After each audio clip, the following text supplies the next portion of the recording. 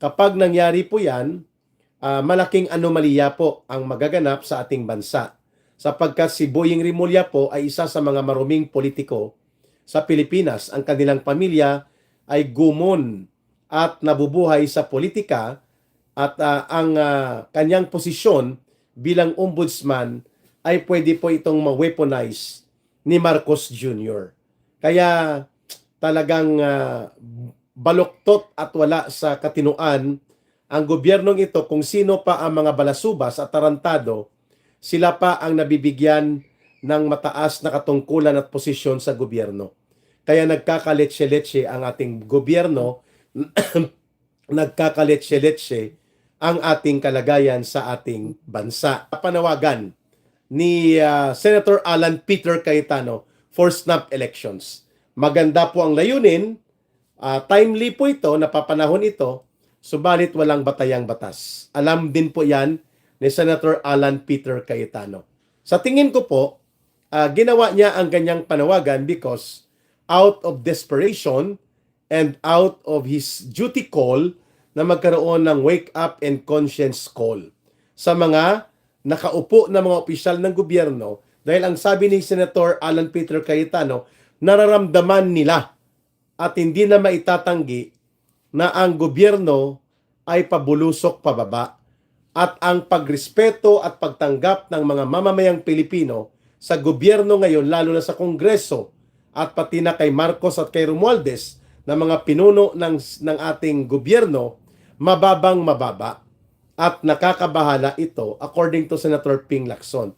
We need to reset, we need to have a fresh start, and we need to involve the people. So kung pagbabatayan ko ang kanyang panawagan, it can only happen when there will be people power. Kapag nagkaroon ka ng people power, na-remove si Marcos at pati si Romualdez, then we can initiate itong sinasabi ni Senator Ping Lacson na within 1 year mabubuo ang panibagong konstitusyon, and then we will have to conduct our new elections. Mga kababayan, okay, let's start. Nagkaroon po ng panukala si Senator Alan Peter Cayetano. Snap elections, mag-resign ang lahat mula sa presidente, vice-presidente, mga senador at mga congressman. Hindi niya isinama sa kanyang proposal ang mga local government officials. Subalit, ang isang problema niyan, wala po tayong batayang batas para dyan.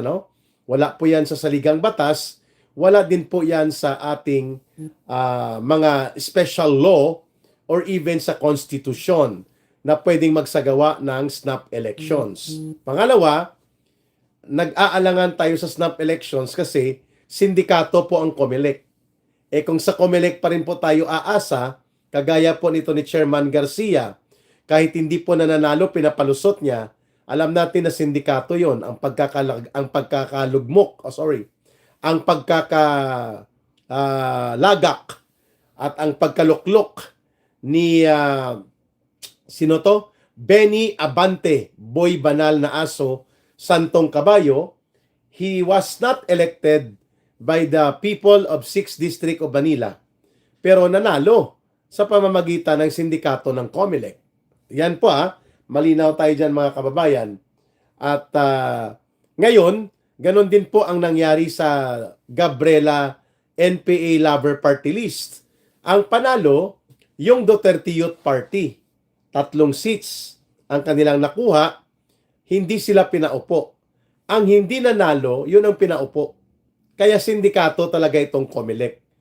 Ang problema sa snap elections, maganda ang ideya, nararapat at napapanahon, subalit walang batas na pwedeng pagbatayan yan. Saan mo huhugutin ang batas? Mahirap yan na ipasayan. Pag nagpasa ka ng batas, 2 po ang papasa niyan. Kailangan pumasa sa House of Representatives at pumasa sa Senado, then pipirmahan ni Ginoong Marcos Jr. para magsagawa ng snap elections. It will not be easy. Pangalawa, kahit pa man din theoretically, academically ay makakalusot yan sa panukalang batas at maging batas o special law na pwedeng isagawa ang snap elections, pagdating halimbawa ng January or February next year. Subalit, hindi po kapanipaniwala at hindi mapagkakatiwalaan ang COMELEC sapagkat ito ay isang malaking sindikato na extension din po ng maniobra nila Marcos at nila Romualdez.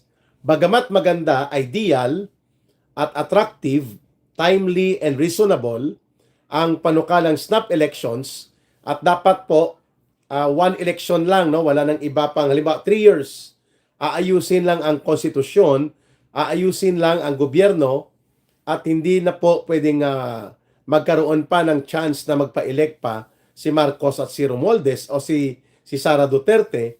That can be a very good proposal, but that is easier said than done. Hindi po ganun kadali gawin yon, mga kababayan, sapagkat mayroong limitasyon at mayroong kawalan ng batayan sa batas. Yun. Yung mga papoging politika ayaw po magpakita dito sa amin sa Cebu. Wala lang paramdam na tabang, sabi ni Ralph Magnus. Tama po kayo. Bulak, tumawis, makabalang. I hope na okay po kayo, Ralph, na maayos po kayo.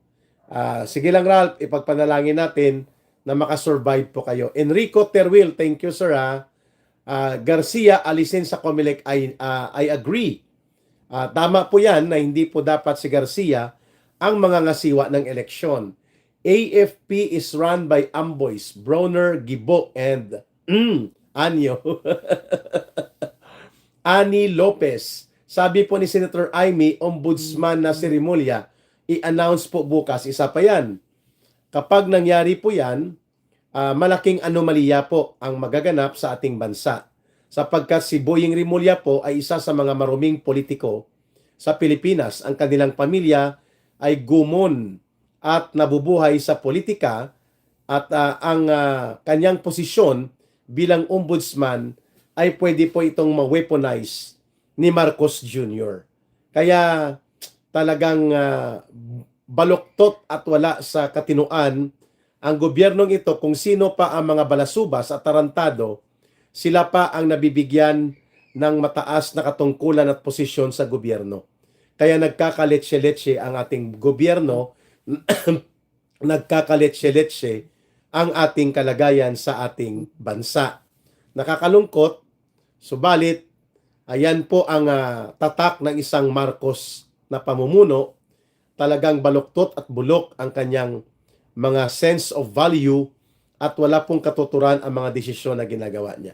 Well, antayin natin bukas kung i-announce nila yan, pero taong bayan pa rin po ang magmamatyag dito at kung hindi tayo kikilos at hanggang kibit-balikat na lang tayo, we will deserve whatever evil decision that this government of Marcos and Romualdez will implement. Kaya po, kailangan mag-people power. Patalsikin na sila lahat and form a new government.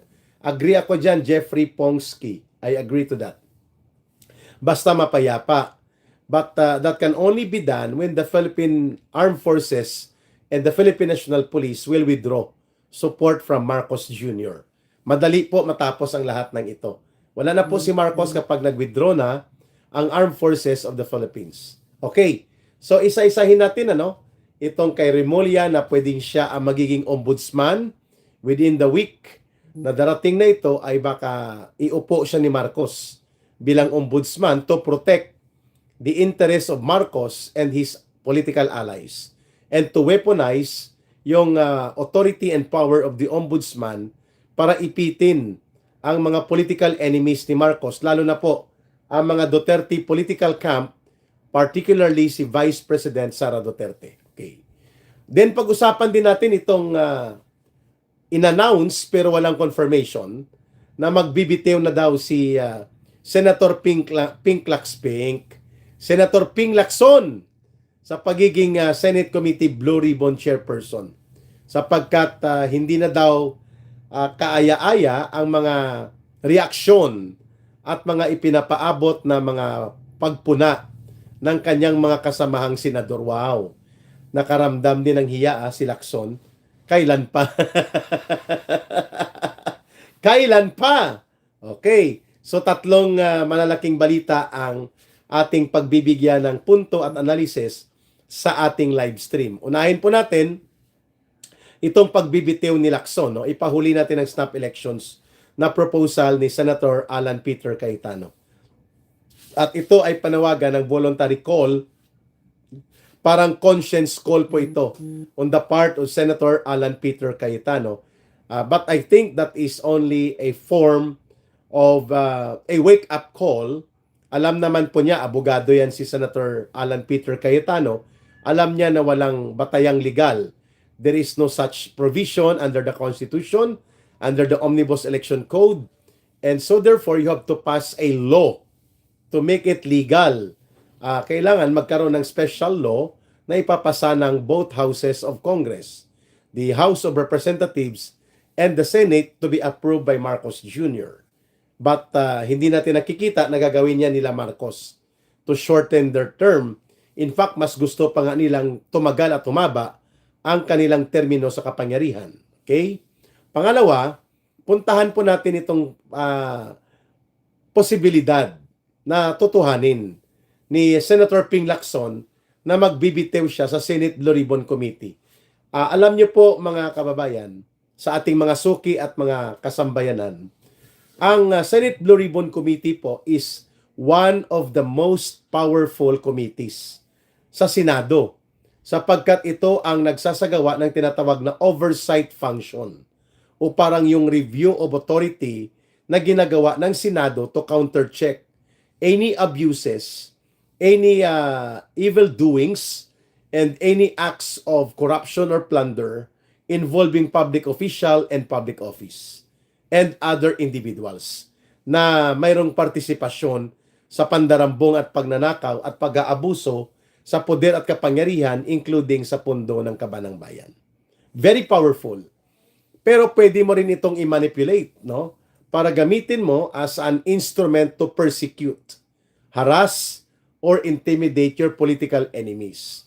Kaya nga, itong si Senator Ping Lacson from the very start that they started and initiated the so-called coup-d'etat of leadership o yung pag-agaw ng poder at kapangyarihan sa majority block ng mga senador sa pamumuno nila ni Tito Soto, kung saan na iloklok si Tito Soto bilang Senate President at siya naman bilang Senate pro tempore number 2 ang kanyang posisyon in the hierarchy of officials or officers of the Senate. At the same time, siya din po ang nakatalaga bilang chairperson ng Committee on Blue Ribbon ng Senado.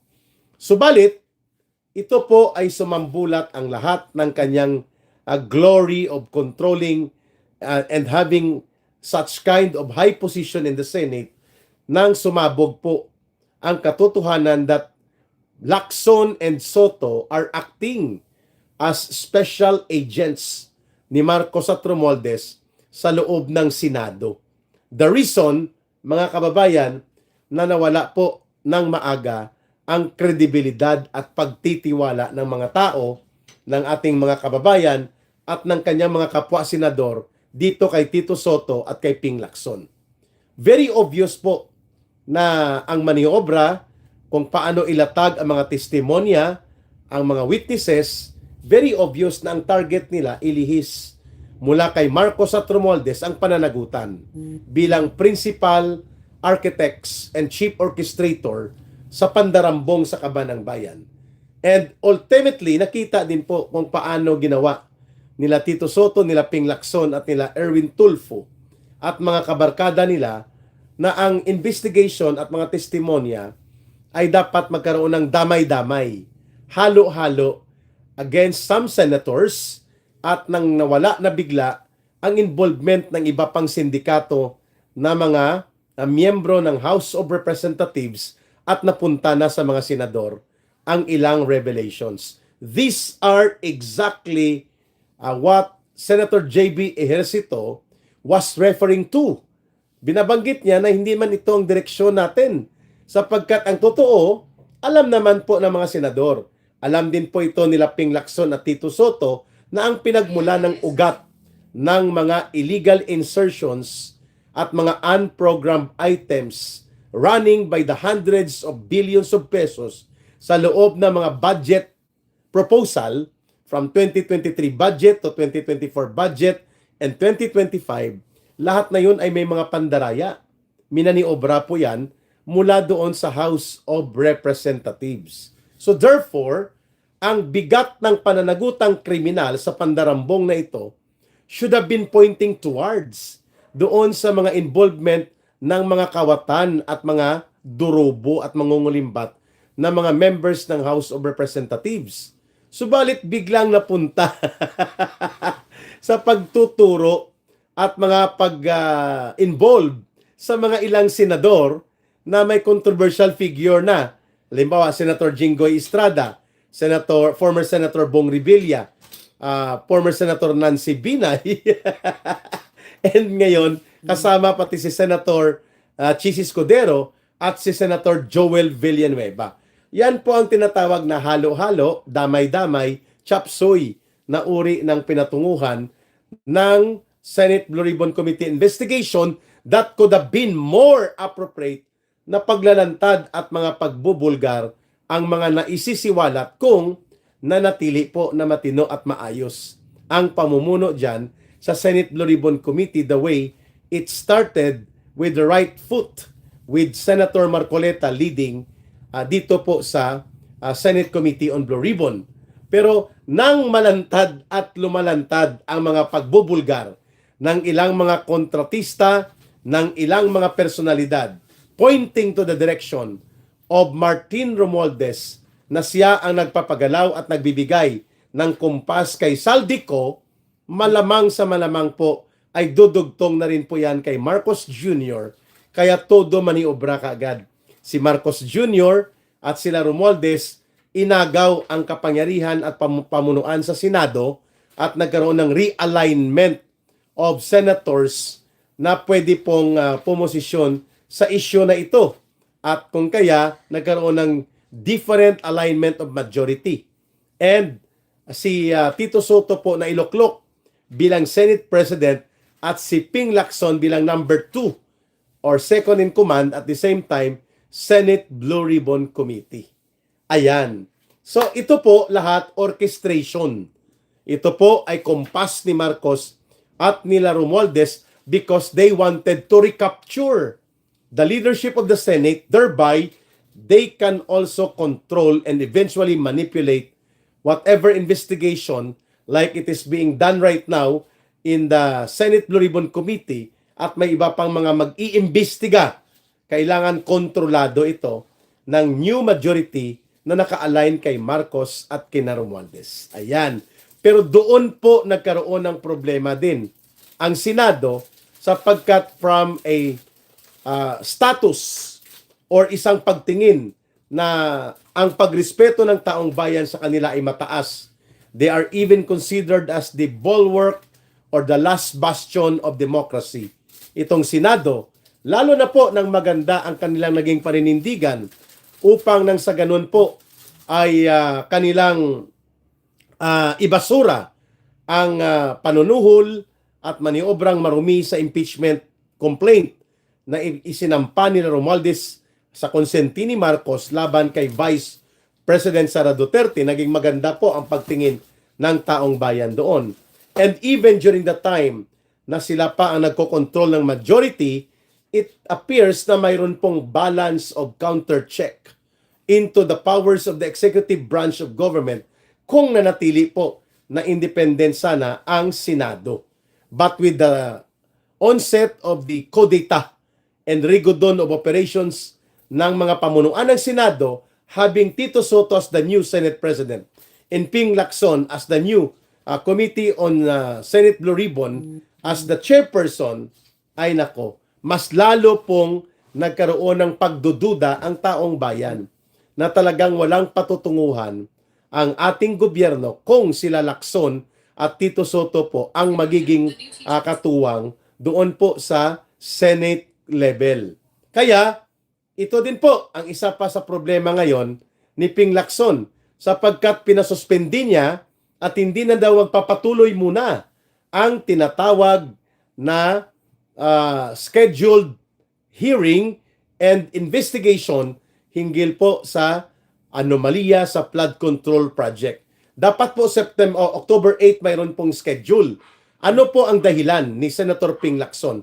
Sabi niya kailangan pang i-verify at i-vet o i-check ang joint affidavit ni Ginang Diskaya at ng kanyang asawa na para bagang tinitingnan ni Lacson na kailangan bago yan ilahad ay makahanap na sila ng butas at papaano nila ito gagamitin na hindi mapupuruhan si Romualdez at si Marcos. That is the implication ng kanyang sinasabi na binivet pa, tinitingnan pa kung ano ang daloy ng testimonya sa pagpapatuloy ng investigasyon ng mag-asawang Diskaya na itinuro na nila na ang bagman ni Romualdez ay si Saldico at ang grabing mangutong ay si Romualdez mismo. Yan, pilit yan inililihis ni Tito Soto dahil kumparing buo niya si Martin Romualdez. Kaya pilit nilang idinidiin na may mga senador din na na-involve sa anomalya, sa insertions at mga ito. Subalit kapag kabalahibo nila, hindi nila pinupuna. Halimbawa, may mga insertions pala. Si Risa Hontiveros na umaabot sa mahigit 3 billion pesos. At allegedly, mayroon siyang mahigit 700 million pesos na flood control. O bakit hindi ito nasita? Ayan. Kaya malinaw na selective ang purpose nila Lacson at Tito Soto kung bakit nila kinokontrol ang liderato sa Senado at pati na ang mga key committees. Okay. Pangalawa, mga kababayan, itong resignation ni Ping Lacson ay nakatiming din po sa malawakang panawagan ngayon na kailangan ay managot ang mga guilty at hindi dapat pagtakpan nila Tito Soto at Ping Lacson ang naturang mga investigasyon patungkol sa flood control projects and anomaly. Subalit, nakikita natin ay patungo po doon sa mga investigasyon at mga revelations na ang target ay ang mga Duterte. Yan po ang direksyon ni Ping Lacson sa kanyang pag-handle ng Senate Blue Ribbon Committee investigation.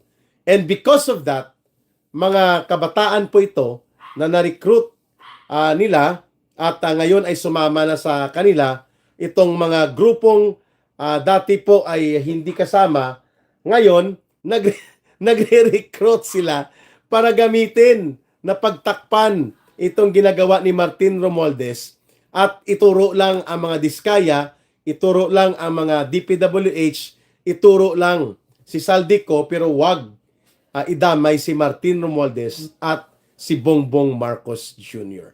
That is now a big question kung bakit hindi pa nagbibitiw sa kanyang pagiging chairperson ng Senate Committee on Blue Ribbon itong si Ping Lacson kahit pa na totally eroded, nawawala ang kanyang kredibilidad simula po ng binalak nila at minaniobra na ang Senado will be the new rubber stamp for Marcos and Romualdez. Ayan.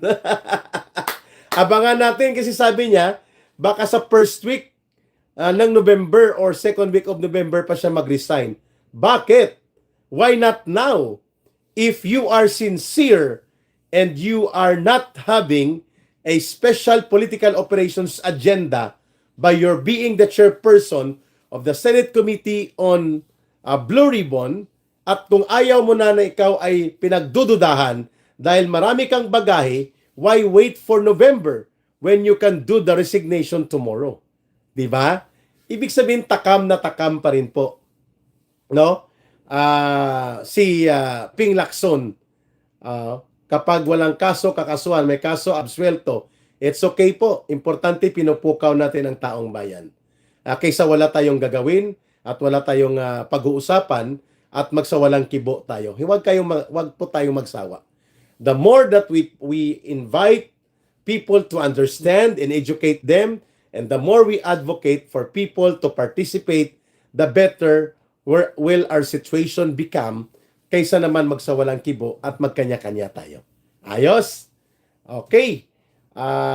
Punta po tayo dito sa panawagan ni Senator Alan Peter Cayetano for snap elections. Maganda po ang layunin, timely po ito, napapanahon ito, subalit walang batayang batas. Alam din po yan ni Senator Alan Peter Cayetano.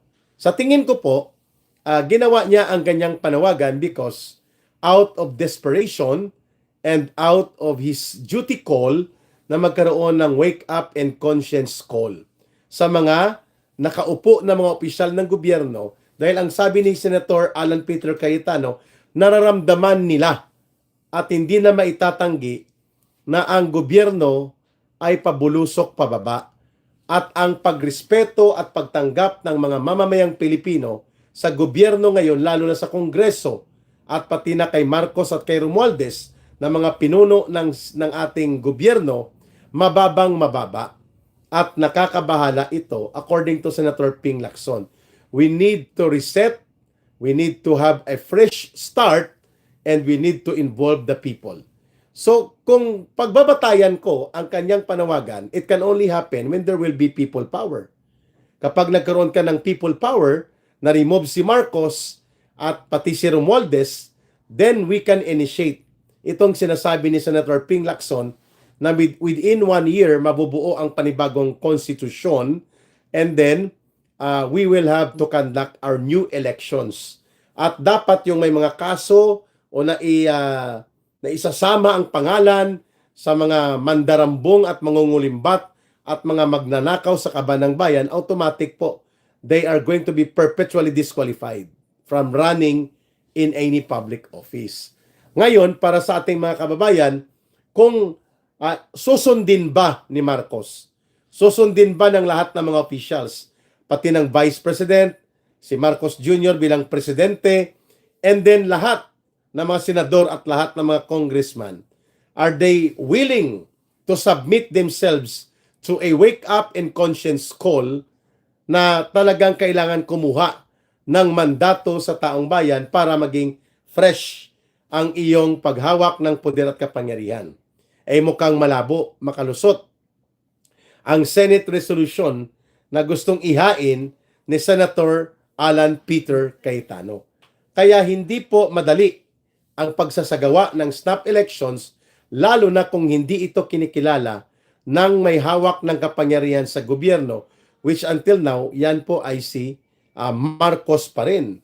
So, kung wala pong batas, sa saligang batas man, o sa ating mga special law, ano pong gagawin natin? So, sa tingin ko, that can happen fast kung magkaroon ng people power. And there will be a revolutionary transition of power wherein the constitutional framework will be adopted once there will be new constitution na gagawin po ng ating mga kababayan, ng ating mga representante. But wala pong batas ngayon tungkol dyan.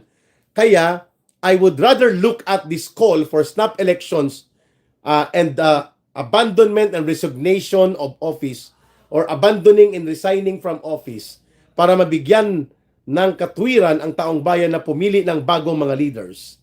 Ang ganyang panawagan ni Senator Alan Peter Cayetano will only fit into the description of revolutionary government.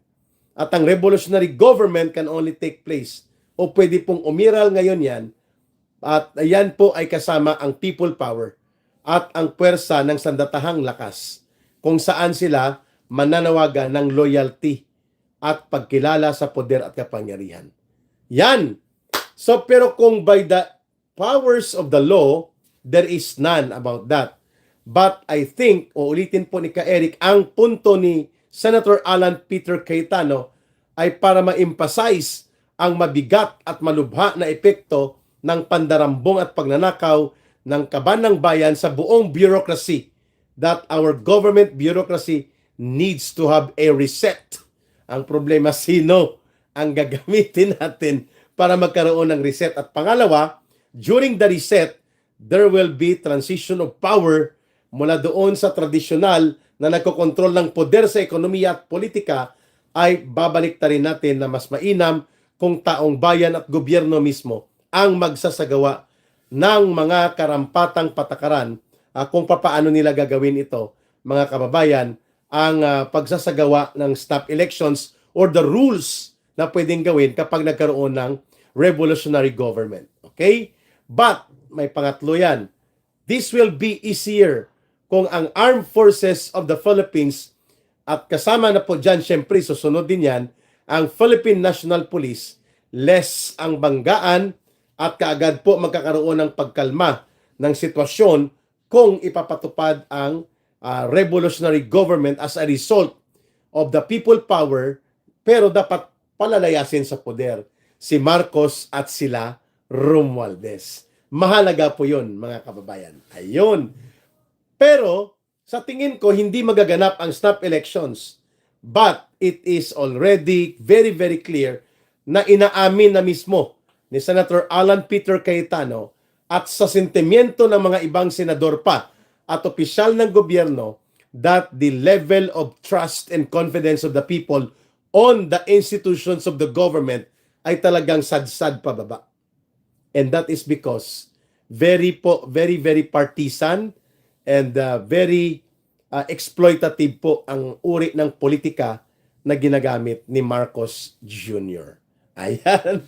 With or without the snap elections, pwede pong maganap ang people power that can deliver a strong message na hindi po papayag ang taong bayan na mananatili sa poder si Marcos Jr. kung ganito po niya dalhin pabulusok sa bangin ng kapahamakan ang ating buong pamahalaan. Oy, sa nagtatanong kay Ka Eric, ano daw ang line of support sa ating advocacy na Bangon Sambayanan movement sa ating community meetings, sa atin pong mga ginagamit na mga community forum and organizing, you can support and send your support voluntarily sa number na 0916-308-7710.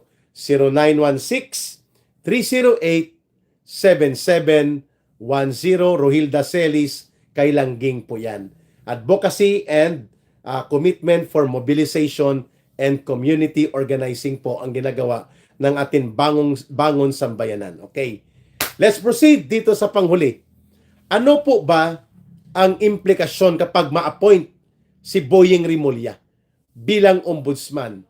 Well, the only purpose and reason why Marcos is insisting to have Boyeng Rimulya as to become his ombudsman, kasi fixed term po yan 6 years. So kahit wala na si Marcos sa kapangyarihan sapagkat siya ay hahabulin at lilitisin ito pagkatapos ng kanyang termino, kung kontrolado nila ang ombudsman the way they're planning to install by appointment of the President si Rimulya sa pagiging ombudsman, ang paggamit nito ay parang weapon of political harassment and persecution against doon po sa mga identified na Duterte political group.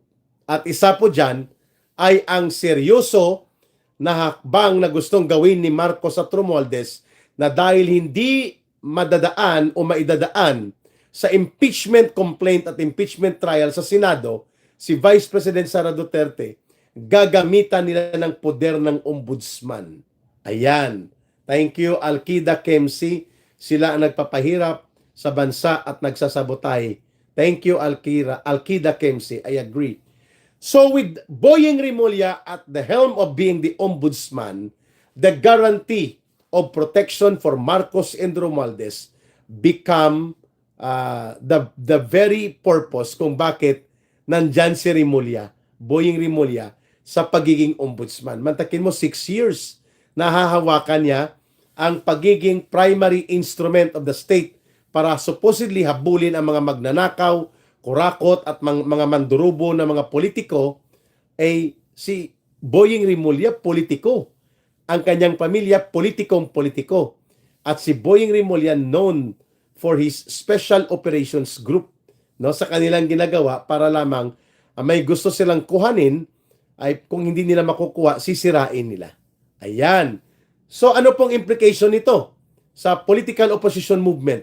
The Vice President Sara Duterte and all those aligned with the Duterte political group may suffer the consequences of having a very biased, politically vindictive, and highly questionable person na magiging ombudsman, lalo na in terms of probity and integrity. Pag sinabi pong integrity, yung iyong track record ay hindi ka magnanakaw, hindi ka magiging abusado sa anumang poder na ibibigay sa iyo. At ang isa po, ito yung pagiging bahagi ka ng design talaga upang i-weaponize ang ombudsman so that it will become an extension, power, and protection for the interests of Marcos at ng kanilang barkada na si Romualdez. Kaabang-abang po ito kung itutuloy ni Marcos Jr. kahit na walang probity.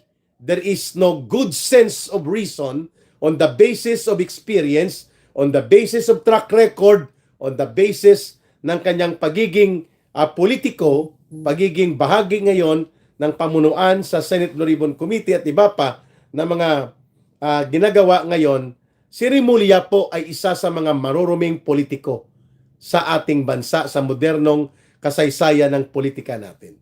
At nakita naman po natin kung paano niya ginagamit ang poder niya upang bigyang diin na ang mga kalaban sa politika ni Marcos ay may kalalagyan sila kapag si Boying Remulla ang magiging ombudsman.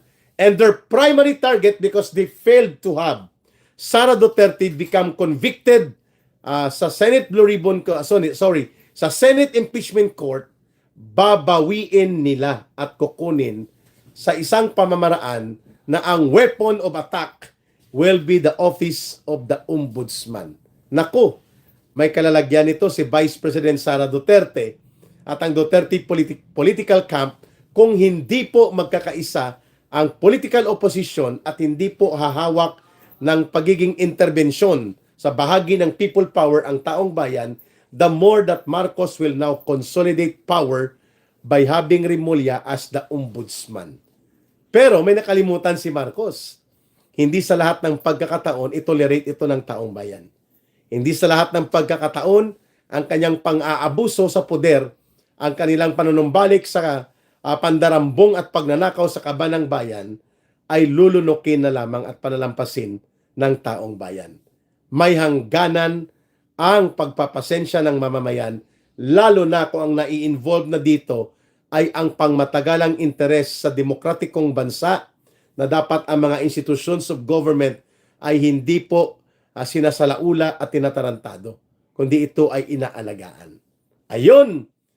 So therefore, bantayan natin ang another video analysis ni Ka Eric at masaya pong talakayan natin sapagkat nakita natin na Marcos, by having Remulla to be insisting sa kanyang kagustuhan na mag-ombudsman, is nagbabadya ito ng panibagong pagbabanggaan sa taong bayan. And it can trigger a more disastrous political effect rather than gain advantage sa pagkakatalaga kung matutuloy man kay Boying Remulla sa pagiging ombudsman natin. Ayan. Sa mga nanonood at nagsusubaybay, please like, share, and promote our videos and campaign for more views and more viewers, more subscribers dito po sa ating Ka Eric Celis YouTube channel at sa ating Ka Eric Jeff Celis Facebook Live. Maraming salamat sa inyong pagsubaybay, mga kababayan. Hindi po malayong mangyari ang inyong sinasabi that there can be another people power. Kaabang-abang po yan, mga kababayan. When the people will stand collectively and deliver their message that they need to reform the government and reform society, walang puwersang mapangwasak at mga puwersang involved sa kademonyuhan at kasindikatuhan ang pwedeng pumigil kapag ang taong bayan na ang dadaluyong para sa pagpapatupad ng pagbabago sa gobyerno at pagbabago at reforma sa buong lipunang Pilipino. Ayan! Mabuhay po ang sambayan ng Pilipino. Mahalin natin ang bansang Pilipinas. Walang ibang magmamahal nito kundi tayo ring mga Pilipino. Para sa Diyos at sa Pilipinas nating mahal,